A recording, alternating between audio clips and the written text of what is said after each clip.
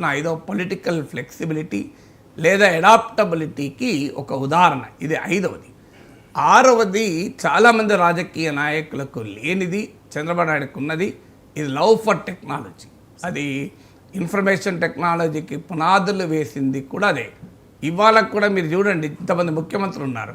ఎవరైనా మీకు generative artificial intelligence గురించి కానీ, బయోటెక్నాలజీ గురించి కానీ, సైబర్ సెక్యూరిటీ గురించి మాట్లాడేటోళ్ళు ఎవరు ఉన్నారా అంటే ఎవరు లేరు. మీరు ఒక్క చంద్రబాబు నాయుడు మాట్లాడుతుంటాడు చూడండి.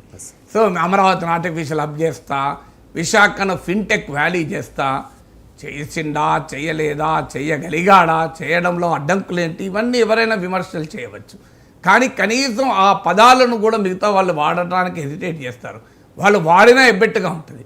చంద్రబాబు నాయుడు వాడితే ఎబ్బెట్టుగా ఉండదు. మీరు ప్రత్యర్థులు కూడా ఎబ్బెట్టుగా ఉండదు. చూడండి, చంద్రబాబు నాయుడు ఆర్టిఫిషియల్ ఇంటెలిజెన్స్ గురించి మాట్లాడినా, Chandrababu Naidu internet of things గురించి మాట్లాడినా, చంద్రబాబు నాయుడుకి ఏమీ పాష్ పబ్లిక్ స్కూల్ బ్యాక్గ్రౌండ్ లేదు, మెట్రోపాలిటన్ బ్యాక్గ్రౌండ్ లేదు, ఆయన ఏమీ ఇంటర్నేషనల్ స్కూల్లో చదవలేదు. ఒక రైతు కుటుంబంలో పుట్టి, ఒక గ్రామం నుంచి వచ్చి, ఒక సాధారణ విశ్వవిద్యాలయంలో చదివి ఈ ఆధునిక సాంకేతిక పరిజ్ఞానాన్ని ఆస్వాదించిన తీరు, అలవరిచిన తీరు ఆయన యునీక్ క్యారెక్టర్కి ఒక ఉదాహరణ. సో అందువల్ల మీకు తెలుగు వాళ్ళు ఇవాళ సమాచార సాంకేతిక ప్రపంచంలో సగర్వంగా ఉండగలుగుతున్నారు అంటే that credit certainly goes to Chandrababu Naidu. దాంట్లో అనుమానమే లేదు. నాకు ఇప్పటికి గుర్తు, 2 ఏళ్ల క్రితం నా కొడుకు కార్డు ఇవ్వటానికి కలిశాను.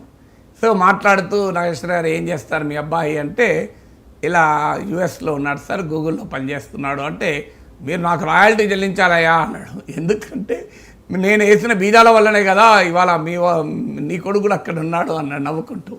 సో అందుకుంటూ అంటే మీరు నాకు కప్పం కట్టాలి అన్నాడు నవ్వుతూ. సో అంటే అది వాస్తవమే. డెఫినెట్గా టెక్నాలజీతో చంద్రబాబు నాయుడుకున్న అనుబంధం అనేది ఒక కీలకమైన అంశం కదా. మనం ఇక 7వది ఏంటి అంటే లెర్నింగ్ ఎజిలిటీ.